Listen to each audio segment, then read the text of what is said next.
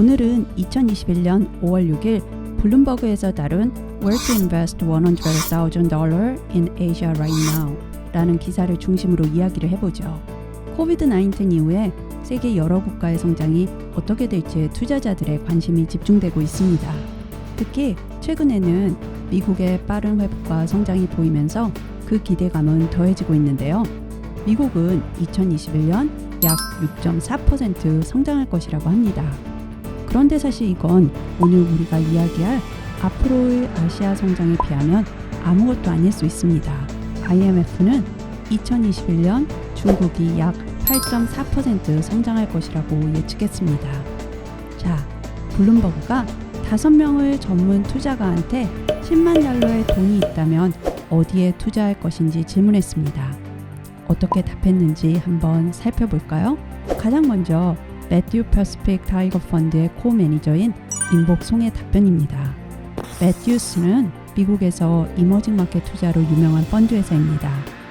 임복송은 여러 아시아에 있는 기회들 가운데 특히 한국, 사우스 코리아의 중소형 클라우드 베이스드 엔터프라이즈 솔루션을 제공하는 회사들을 지목했습니다.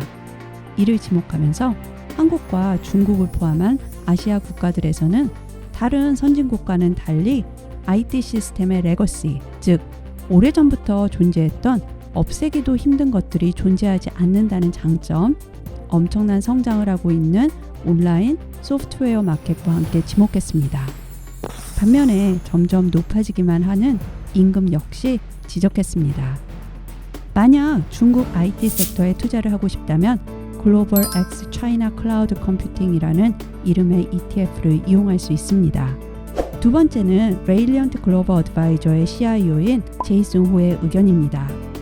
2020년에는 전 세계적으로 가치주의 성과가 성장주의 성과를 한참 따라잡지 못했습니다.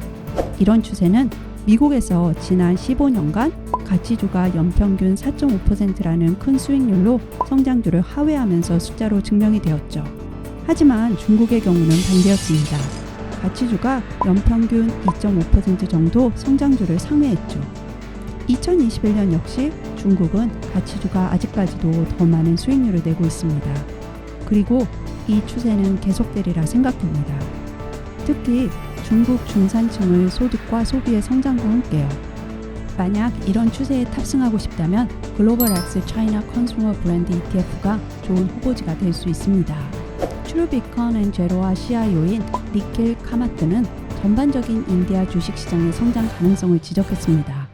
특히 그는 인디아의 정부가 부동산이나 금을 통해 부를 축적하고 저장해왔던 기존의 투자 방식에 익숙한 사람들을 금융상품 투자를 통해 금융시장으로 더 많이 끌어들이려고 노력하고 있다는 점을 언급했습니다.